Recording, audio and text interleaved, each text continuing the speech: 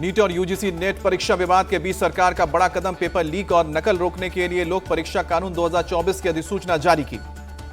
21 जून से anti paper leak कानून लागू, अनुचित साधनों का इस्तेमाल करने पर 3 से 5 साल की सजा और 10 लाख तक के जुर्माने का प्रावधान। अधिसूचना का मुताबिक संगठित अपराध में शामिल लोगों को 5 से लेकर 10 साल तक की सजा, न्यूनतम 1 करोड़ के जुर्माने का प्रावधान।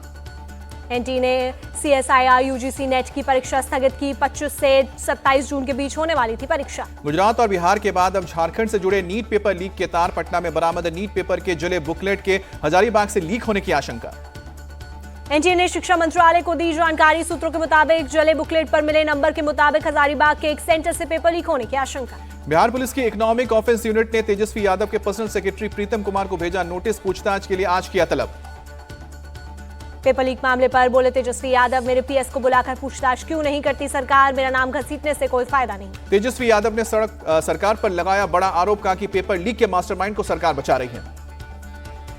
केंद्रीय मंत्री राजीव रंजन का तेजस्वी यादव पर पलटवार, मामले की हो रही है जांच। तेजस्वी यादव के कहने पर ना किसी को हिरासत में लिया जाएगा और ना ही छोड़ा जाएगा। नीट पेपर लीक के मामले में नालंदा पहुंची इकोनॉमिक ऑफेंस यूनिट की टीम, फरार संजीव मुखिया के घर पर छापेमारी।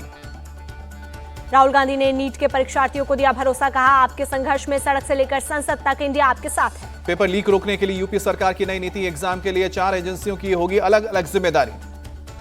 यूपी में एग्जाम सेंटर बनाए गए, 2 category, bus stand, railway station के 10 किलोमीटर के अंदर होगा सेंटर, अलग से किया जाएगा प्रिंटिंग प्रेस का चयन। राजस्थान के जोधपुर में विवादित जमीन पर अवैध निर्माण को लेकर 2 समुदाय आए आमने सामने, दोनों पक्षों के बीच कई घंटों तक ईंट पत्थर चले।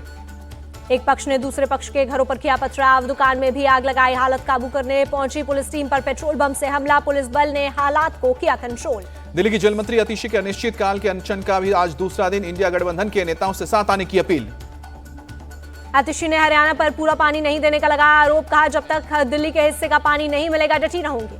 पानी के मुद्दे पर एमसीडी के डिप्टी मेयर आले मोहम्मद इकबाल आज हरियाणा भवन का करेंगे घेराव, सुबह 11:30 बजे तुर्कमान गेट से प्रदर्शन शुरू करेंगे आम आदमी पार्टी के कार्यकर्ता।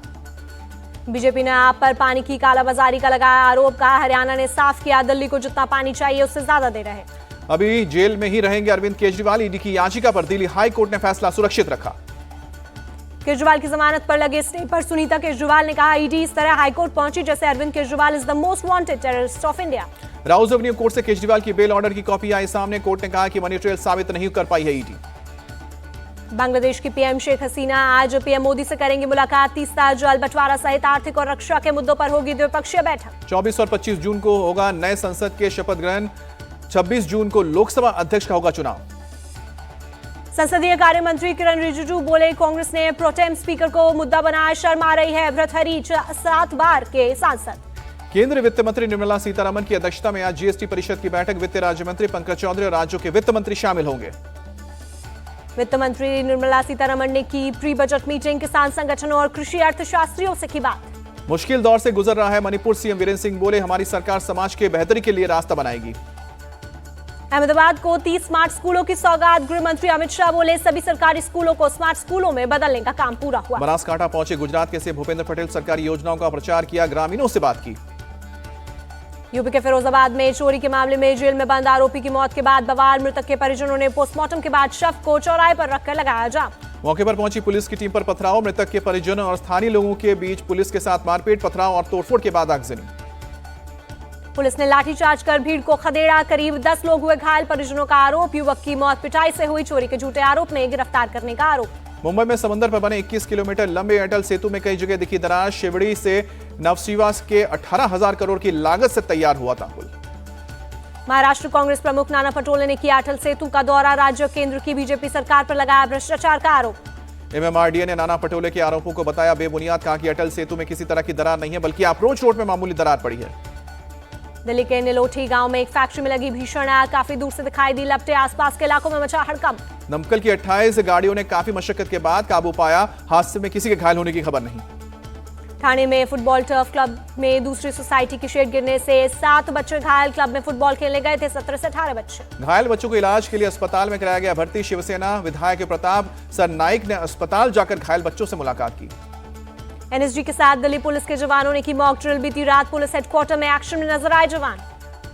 रूसी राष्ट्रपति पुतिन ने सुरक्षा के मुद्दे पर नाटो और यूरोपियन देशों से बातचीत जताई सहमति, पूछा कि वो कब तैयार हैं। रूस और उत्तर कोरिया के बीच नए रक्षा समझौतों से खफा दक्षिण कोरिया रूसी राजदूत को तलब कर उत्तर कोरिया से सैन्य सहयोग रोकने को कहा। गाजा के राफा में रिफ्यूजी कैंप पर इजरायली सेना का बड़ा हमला, कम से कम 25 फिलिस्तीनियों की मौत। दक्षिण चीन में भारी बाढ़ और लैंडस्लाइड का कहर, अब तक 47 से ज्यादा लोगों की मौत। भारतीय विदेशी मुद्रा भंडार में 2 हफ्ते की रिकॉर्ड बढ़त के बाद आई कमी, $2.99 की गिरावट दर्ज।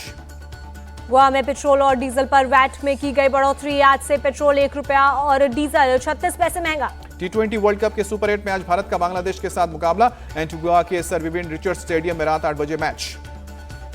विश्व कप के सुपर 8 के मुकाबले में साउथ अफ्रीका को लगातार दूसरी जीत, सेमीफाइनल के नजदीक पहुंचा साउथ अफ्रीका, इंग्लैंड को 7 रनों से हराया।